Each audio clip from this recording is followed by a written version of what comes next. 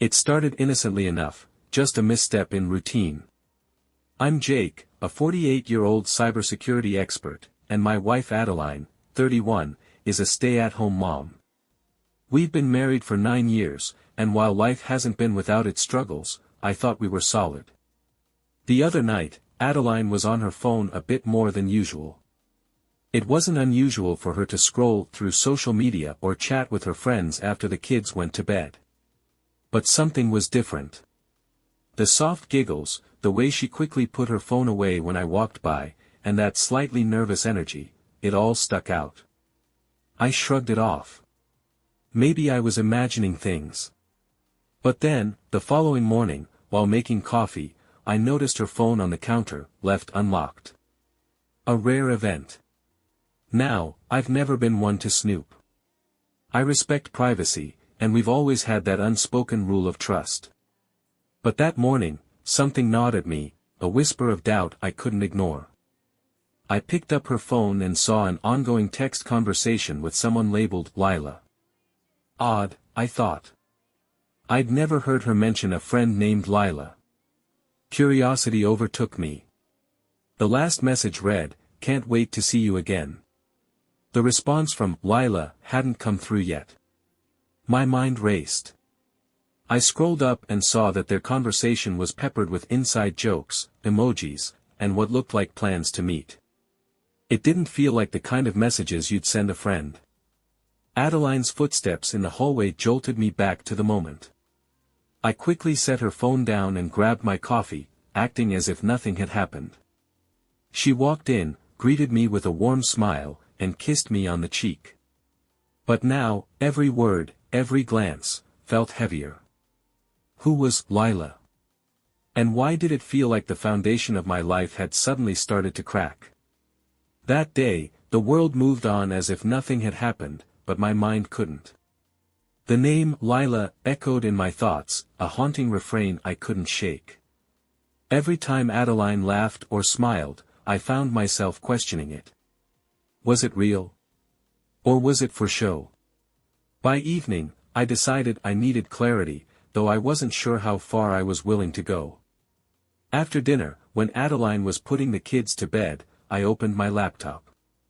It wasn't hard to find the tools I needed. After all, cybersecurity is my bread and butter.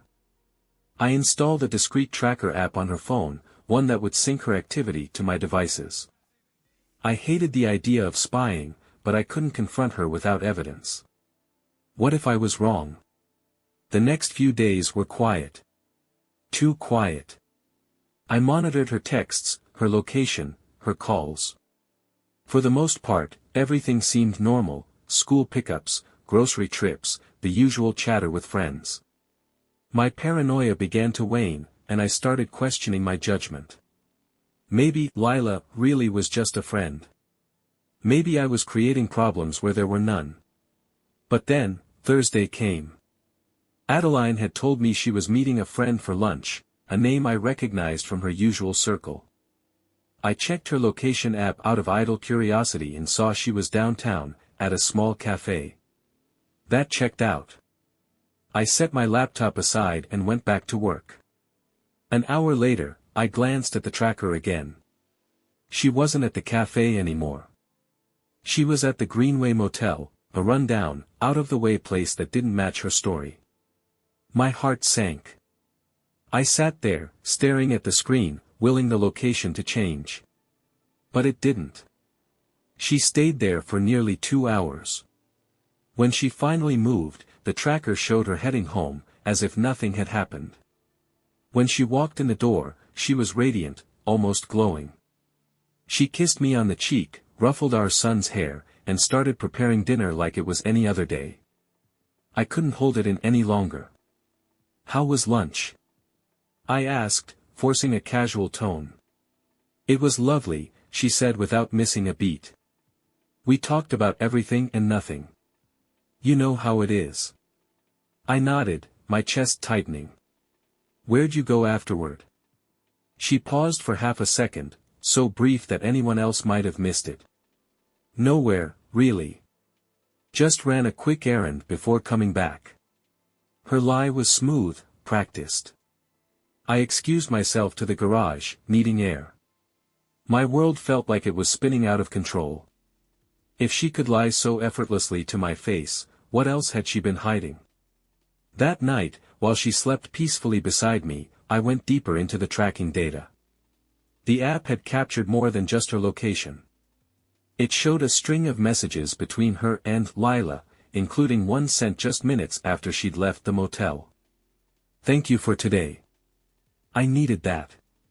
My stomach churned. The Lila contact wasn't a woman. The texts had a tone that was unmistakable. It wasn't just suspicion anymore. Something was happening, and I had to uncover the truth. The next morning, I could barely look at Adeline. Every smile she gave me felt rehearsed, every word an act. Yet, she carried on as though nothing had changed. That was the most disarming part, how normal she seemed. I decided to play along, to gather more information before making my move. I started by digging into Lila. Using the contact details synced from her phone, I traced the number. It wasn't registered under that name. It was tied to a disposable burner phone, a classic trick to avoid detection. This wasn't just some casual friendship. Whoever this was, they were careful. But they weren't as careful as I was determined. By cross-referencing times and locations from her tracker, I began piecing together a pattern. Every couple of weeks, she'd visit the same area of town, the motel, a nearby coffee shop, or a park that seemed oddly out of the way for her usual errands. The trail led me to the Greenway Motel's guest registry. A friend of mine, who owed me a favor, helped me access their recent logs. It didn't take long to find her name, Adeline Hudson, on multiple dates over the past 2 months. But the most damning part? She hadn't checked in alone. The name registered alongside hers sent a chill down my spine. Leon Dupree. The name wasn't familiar, but a quick search showed he was a personal trainer at a gym downtown. My heart sank as I realized she'd mentioned wanting to join a gym a few months back, a casual comment I hadn't thought much of at the time. Adeline wasn't just sneaking off. She was meeting someone. That evening, as we sat down to dinner, I found myself watching her every move. She laughed at something one of the kids said, her eyes sparkling with genuine affection. I wanted to believe it was real, that whatever was happening wasn't what it seemed. But the evidence was piling up. When the kids were in bed, I tried a different approach. "You've been so busy lately," I said, feigning lightness. "How's the gym?" She blinked, surprised by the question. "The gym?" "Yeah," I said, keeping my tone neutral. "You mentioned starting one a while back. Just curious how it's going." "Oh, that." She waved it off with a smile. "I haven't actually joined yet. Just been too busy." Her lie was seamless. But I knew better now.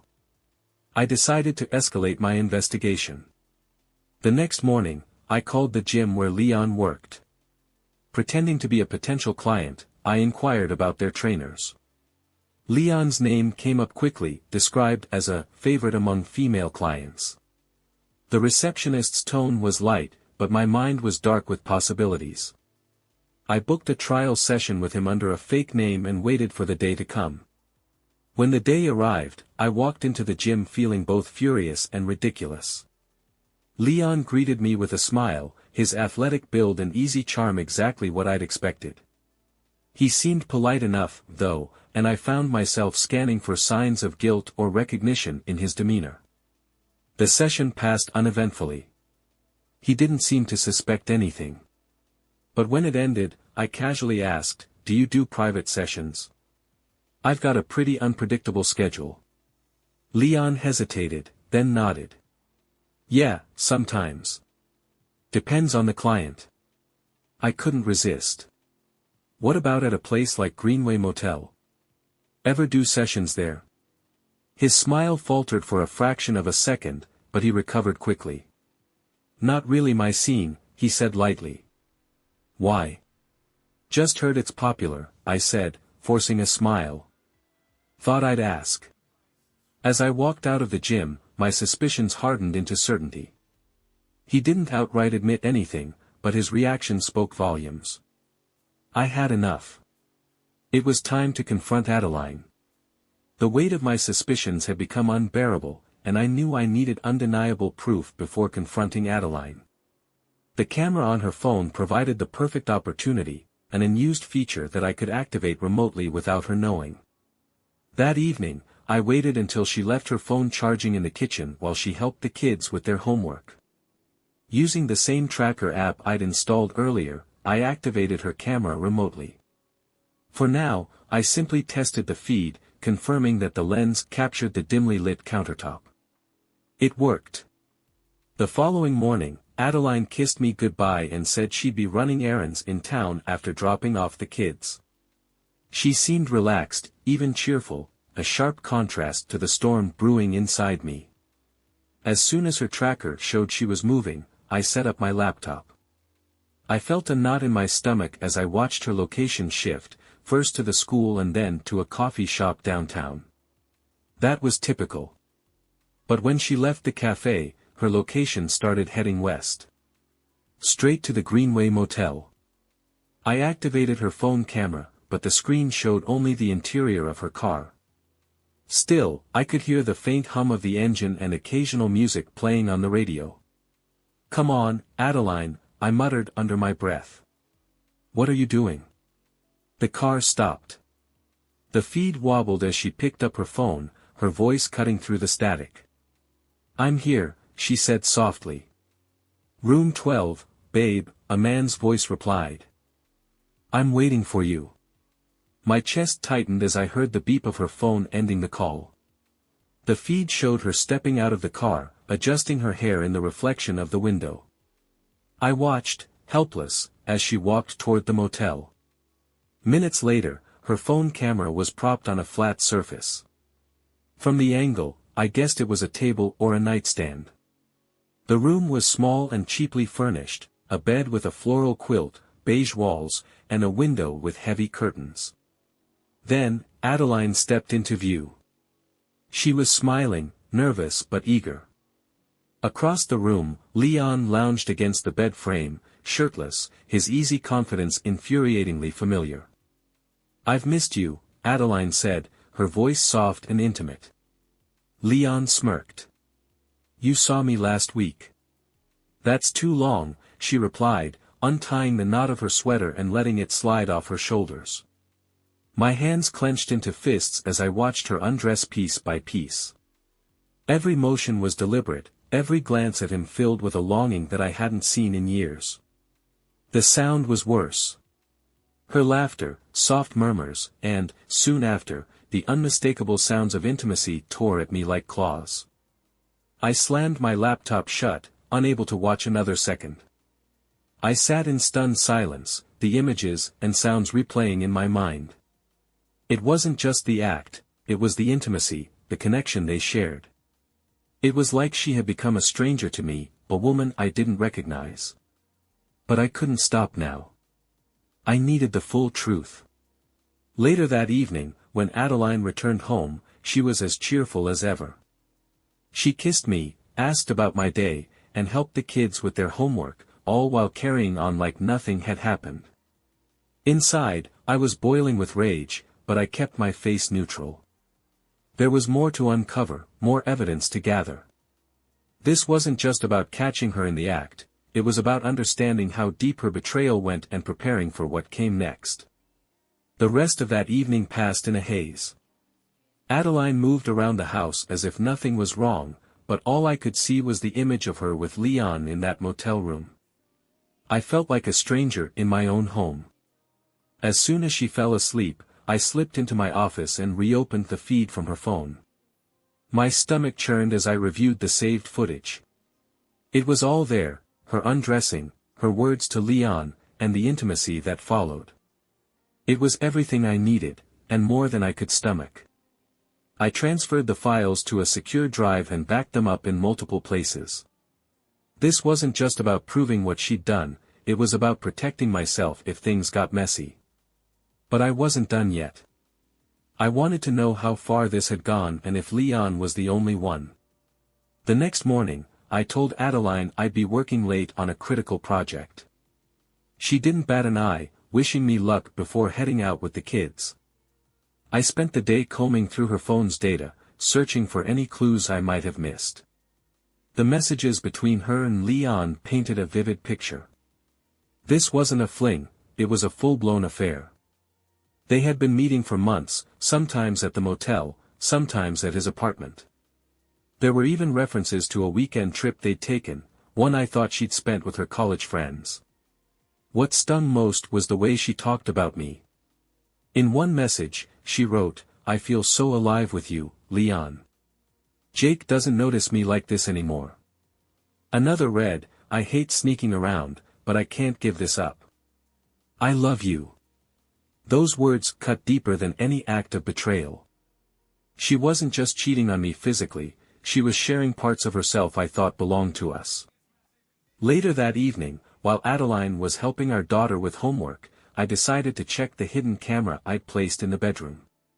It was a long shot, I didn't think she'd ever bring Leon to the house, but I wanted to be thorough. As I reviewed the footage, I froze. The screen showed Adeline sitting on the edge of our bed, her phone in her hand. She wasn't talking to Leon this time. The name on the screen was Ethan. I played back the audio, my heart pounding. "Ethan, I can't do this today," she whispered. "Jake's home, and I can't risk it." The man's voice replied, smooth and confident. "I miss you, though. Can't wait for our next meeting." "I miss you too," she said, her voice trembling slightly. "But you know how hard this is." I stopped the recording, my head spinning. There was another man. For the next few days, I kept up the act. I was the doting husband, the attentive father, all while gathering more evidence. Each night, I reviewed the tracker data, messages, and camera feeds. Adeline was juggling two affairs, Leon and Ethan, and managing it so well that I hadn't suspected a thing until now. But the walls were closing in. The more I uncovered, the angrier I became. I started planning my next steps. This wasn't just about catching her in the act, it was about ensuring that when the time came, I had the upper hand. With the evidence piling up, I knew I couldn't confront Adeline yet, not without a plan to protect myself and, more importantly, our kids. I'd been blindsided once, and I wouldn't let it happen again. My first step was to meet with a lawyer. I scheduled an appointment under the pretense of a work-related issue, ensuring Adeline wouldn't suspect anything. When I explained the situation to my attorney, he nodded knowingly. "You've done well to gather evidence," he said. "It'll help your case immensely if this goes to court. We need to document everything, financials, timelines, and most importantly, the impact on your kids. If you want custody, we'll need a solid argument for why the courts should favor you." "I don't want her dragging the kids into this mess," I said firmly. "And we'll make sure of that," he assured me. "But you need to be strategic. Don't let her know you're onto her yet. The moment she feels cornered, things could escalate." I left his office feeling both reassured and more burdened than ever. Over the next week, I continued my act of normalcy. I went to work, helped the kids with their homework, and even planned a family outing for the weekend. Adeline seemed thrilled, completely unaware of the storm brewing beneath the surface. But behind the scenes, I was busy. I compiled all the evidence, videos, texts, and location data, and organized it into a timeline. I also started digging into our finances. I wanted to know if she'd been using our joint accounts to fund her trysts. Sure enough, there were unexplained withdrawals that lined up with her trips. One charge stood out, a purchase at an upscale lingerie store, made the day before one of her meetings with Leon. She'd told me it was a gift for a friend's bridal shower. The more I uncovered, the angrier I became. This wasn't just betrayal, it was deception on a scale I never imagined possible. It was a Friday night when I reached my breaking point. Adeline had told me she was meeting a friend for dinner. The tracker showed she was heading to the Greenway Motel again. This time, I didn't just watch from afar. I grabbed my keys and followed her. Parking a safe distance away, I waited until she entered the motel. Then, I activated her phone's camera remotely. The feed showed her entering the room, where Leon was waiting. I couldn't do it. I couldn't sit in that car and watch them again. Instead, I stepped out and approached the motel. My heart pounded as I climbed the stairs, my mind racing with what I'd say. Standing outside room 12, I heard muffled laughter and the creak of the bed. I lifted my phone and started recording. Then, I knocked. The laughter stopped. After a moment, the door opened, and there was Adeline, her face flushed, wearing nothing but a robe. Her eyes widened in horror when she saw me. "Jake," she stammered. Behind her, Leon appeared, shirtless and smirking. "Who's at the door, babe?" he asked casually. "Babe?" I said coldly, stepping into the room. "That's cute." Adeline tried to block my path, but I brushed past her. "You don't get to play innocent, Adeline. Not after this." I gestured at Leon, who looked more annoyed than guilty. "Man, this isn't what it looks like," Leon started, but I cut him off. "Save it," I snapped. "I've got all the proof I need. This ends now." Adeline burst into tears, but I didn't stick around to hear her excuses. I walked out, my phone still recording, and left her standing in the doorway. By the time I got home, I felt numb. The confrontation had been cathartic in a way, but it also left me hollow. The woman I'd loved, the mother of my children, had become a stranger. Now, it was time to move forward. The night after the confrontation was surreal. I sat in the quiet of our living room, staring at nothing, the weight of what I'd just done sinking in. The adrenaline that had carried me through those tense moments at the motel was gone, leaving me feeling hollow. Adeline hadn't come home. She tried calling and texting me, but I didn't answer. I didn't want to hear her lies, her justifications, or her apologies. Not yet. The kids were asleep upstairs, blissfully unaware of the storm brewing in their parents' marriage. I was determined to keep it that way, at least for now. They didn't deserve to be caught in the crossfire. Adeline came home early the next morning. I heard her car pull into the driveway and the soft click of the front door as she let herself in. She hesitated in the hallway before stepping into the living room, where I was already waiting. She looked disheveled, her eyes red and puffy from crying. "Jake," she began, her voice trembling, "can we talk?" I didn't respond right away. I wanted to keep my composure, but seeing her standing there, the woman I thought I knew so well, stirred something raw and painful inside me. "There's nothing left to say," I said finally, my voice cold. "I saw everything, Adeline. I know everything." She collapsed into the armchair across from me, burying her face in her hands. "It wasn't supposed to happen like this," she sobbed. "What exactly was supposed to happen?" I snapped. "Were you planning to keep sneaking around until I caught on? Or were you just waiting for the right time to leave?" Her head shot up, her eyes wide. "No. I never wanted to leave you, Jake. I never stopped loving you." I laughed bitterly. "You have a funny way of showing it. Sneaking off to motel rooms, lying to my face, using our money to fund your affair. That's not love, Adeline. That's betrayal." She opened her mouth to protest, but I held up a hand to stop her. "Spare me your excuses," I said sharply. "I don't want to hear about how you felt neglected or how it just happened. You made a choice, Adeline. 1,000 little choices that led to this moment. And now you have to live with the consequences." Her sobs grew louder, but I felt no sympathy. I'd given her everything, my trust, my love, the life we'd built together, and she'd thrown it away. When she calmed down enough to listen, I laid out the terms. "I've already spoken to a lawyer," I said. I'm filing for divorce, and I'm seeking full custody of the kids. She gasped. Jake, no. Please, don't do this. We can fix this. We can go to counseling. Fix this? I interrupted. You think there's a way to fix this? You lied to me, Adeline. You brought strangers into our lives. Do you have any idea how much you've destroyed? She shook her head, tears streaming down her face. Please, Jake. I made a mistake. Don't take the kids away from me. Don't you dare try to play the victim, I said, my voice rising. You're the one who put this family in jeopardy, not me. For the next few days, things were tense but civil.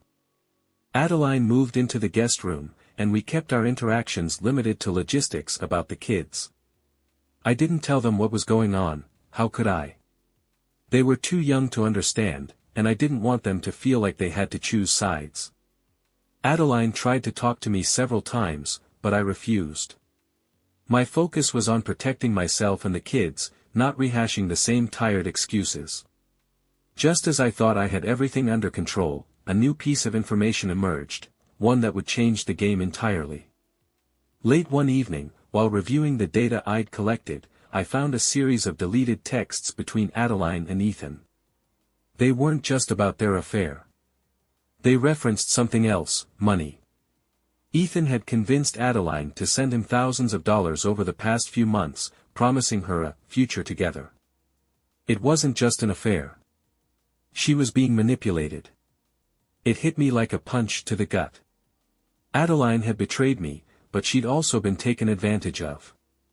The realization didn't erase my anger, but it added a layer of complexity to the situation I hadn't anticipated. I wasn't sure what to do with this new information. Should I confront her? Should I use it in the divorce proceedings? Or should I let it go and focus on moving forward? The revelation about Ethan and the money wasn't something I could ignore. It changed the narrative. Adeline hadn't just been unfaithful, she'd been deceived herself, exploited by someone who saw her vulnerability and took full advantage. But that didn't absolve her of what she'd done to our family. It didn't undo the betrayal or the lies. If anything, it made me angrier. She hadn't just endangered our marriage, she'd endangered our finances, our stability, and the future of our children. I decided to address it, but on my terms. That evening, after the kids were in bed, I found Adeline sitting in the guest room, scrolling through her phone. She looked up when I entered, her eyes wary. "What's this about?" she asked hesitantly. I held up a folder containing printed screenshots of the messages between her and Ethan. "Care to explain this?" Her face went pale. She reached for the folder, but I pulled it back. "Don't bother trying to deny it," I said coldly. "I have everything. The texts, the money transfers, thousands of dollars, Adeline. What were you thinking?" Tears welled up in her eyes. "It wasn't like that, Jake," she said, her voice trembling. He said he needed help. That he wanted to build a life with me." I scoffed. "And you believed him? While you were sneaking around with Leon, you were planning a future with this guy? Do you even hear yourself?" She broke down, sobbing into her hands. "I didn't know what to do," she choked out. "I was so unhappy, Jake. I felt invisible. And when he showed me attention, I made a mistake. A terrible mistake." Her words didn't soften me. "You didn't just make a mistake. You made 1,000 choices that led to this point. And now we're all paying the price." As she cried, I felt a strange sense of detachment. The woman in front of me was a stranger, a shadow of the person I'd loved and trusted. But I couldn't afford to let my emotions cloud my judgment. "This is what's going to happen," I said firmly. "I'm going to deal with Ethan. If he thinks he can take advantage of you and jeopardize our family, he's in for a rude awakening." Her head shot up. "No. Don't do that. Please, Jake, just let it go. Let it go. I laughed bitterly. I'm not letting some con artist walk away with thousands of dollars of our money. I didn't wait for her response. I turned and walked out, leaving her to stew in her regret. The next day, I used every tool at my disposal to track Ethan down. His phone number, email address, and even the small bits of information in their messages painted a picture. He was a slick operator, multiple aliases, a history of short-term jobs, and a string of women who'd likely fallen for his charm before Adeline. It didn't take long to find his social media profiles and, eventually, his current location. He was living in a modest apartment a few towns over. I considered my options. Confronting him in person would be risky, but it might be the only way to send a clear message. That evening, I drove to Ethan's address. I parked down the street and waited, watching the building from my car. When he finally emerged, I followed him to a nearby bar. I waited until he was seated before approaching. "Ethan, right?" I said, sliding into the booth across from him. He looked up, startled. "Who's asking?" "I'm Jake," I said evenly. "Adeline's husband." His face went blank for a moment before a smirk crept across his lips. "Oh, this is awkward." I leaned in, my voice low and cold. "Not as awkward as it's going to get for you. You think you can manipulate my wife, steal my money, and walk away." He raised his hands in mock surrender. "Hey, man, I didn't steal anything." She gave it willingly. "Consider this your warning," I said, ignoring his smug tone. "You're going to return every cent she gave you. And if I find out you've pulled this stunt with anyone else, I'll make sure you can't run another con in this state." His smirk faltered. "You don't scare me," he said, but there was a flicker of uncertainty in his eyes. I pulled out my phone and showed him the folder of evidence I'd compiled.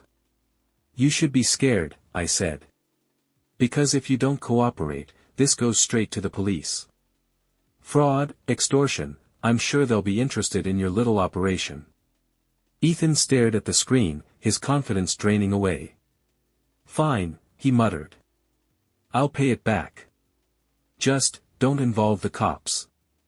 I stood, slipping my phone back into my pocket. "Good choice. You have a week." When I got home, Adeline was waiting in the living room, her eyes filled with anxiety. "Did you talk to him?" she asked.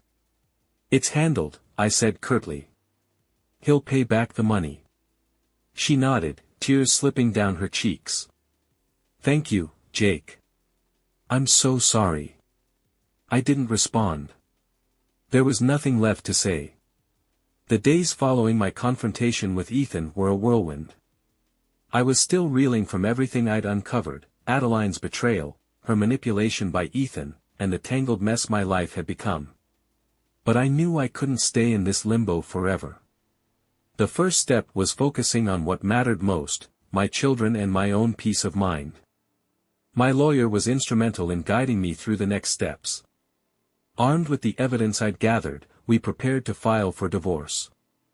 Adeline's infidelity, combined with her reckless financial decisions, gave us a strong case for custody. I documented everything: texts, emails, financial transactions, and even the footage from her motel escapades. It was painful to revisit, but I knew it was necessary to protect my kids. Adeline was devastated when she was served with the papers. She begged me to reconsider, promising to make amends, to go to therapy, to do whatever it took. But I couldn't trust her anymore. "This isn't just about us," I told her. "It's about the kids. They need stability, and right now, I'm the only one who can give them that." She didn't argue. Whether out of guilt or resignation, she agreed to shared custody for now, though I planned to push for full custody in court. With Adeline still living in the guest room, the house felt heavy with tension. I knew that for the sake of my mental health and the kids' well-being, I needed a fresh start. I began looking for a new home, a place where I could start over with the kids, free from the memories of betrayal that haunted our current house. During the search, I threw myself into creating a stable routine for the children. Mornings were filled with pancakes and school drop-offs, evenings were spent helping with homework, playing board games, and reading bedtime stories. It wasn't easy, but their smiles reminded me of why I was fighting so hard to rebuild. For years, I had prided myself on being self-sufficient, rarely reaching out for help. But now, I realized I couldn't do this alone. I opened up to a few close friends about what had happened. At first, it felt humiliating to admit the truth, to tell them that my marriage had fallen apart, that my wife had been unfaithful. But their support was unwavering. One of my closest friends, Mark, had been through a divorce himself. He became an anchor, offering advice and a listening ear. "It feels like the end of the world now," he told me. "But you'll get through it. And one day, you'll look back and realize you're better off without her." In the quiet moments, after the kids were asleep and the house was still, I found myself reflecting on the man I'd become. My identity had been so tied to my role as a husband and father that I'd lost sight of who I was outside of that. I decided to change that. I signed up for a local running group, something I'd always wanted to try but never made time for. The first few runs were grueling, but the camaraderie and sense of accomplishment were worth it. I also started working on personal projects I'd shelved for years, building a custom PC, experimenting with new cybersecurity tools, even dabbling in woodworking. The creative outlet was therapeutic, a reminder that I was more than just a man navigating a broken marriage. By the time our court date arrived, I felt stronger, emotionally, mentally, and physically. The judge awarded me primary custody of the kids, a decision that filled me with both relief and sadness. Adeline cried when the ruling was read, but I felt no sympathy. She had made her choices, and now we were living with the consequences. In the weeks that followed, I finalized the purchase of a new home, a cozy, 3-bedroom house with a big backyard for the kids. Moving day was bittersweet, but as we unpacked boxes and set up our new life, I felt a glimmer of hope. This was a chance to start over. To rebuild. One evening, as I sat on the porch watching the kids play, I realized something profound. Life wouldn't go back to what it was before. That chapter was closed. But that didn't mean the future couldn't be bright. I wasn't ready to think about dating or finding love again, that part of me still felt too raw. But I was ready to focus on the things that truly mattered, my children, my passions, and the life I wanted to create for myself. For the first time in months, I felt a sense of peace. Months turned into a year, and the wounds that once felt unbearable began to heal. The new house became a home filled with laughter and love, and the kids adapted to the new normal with resilience I couldn't have imagined. Adeline moved out of our lives slowly. She had visitation rights and tried to mend her relationship with the kids, but the distance between us was permanent. I remained civil for the children's sake, but I never reopened the door to what we once had. In time, I found joy in small moments, coaching my son's soccer team, baking cookies with my daughter, and finishing the projects I'd started. My runs became faster, my nights became quieter, and the sense of loss was replaced with a quiet pride in how far I'd come. I hadn't just survived the betrayal, I had risen above it. One evening, as I watched the sunset from the porch, my son came running out with a piece of paper he'd drawn. "It's us, Dad," he said, handing it to me. The drawing was simple, just the three of us, standing in front of our new home, smiling. "It's perfect," I said, pulling him into a hug. And for the first time in a long time, I believed it.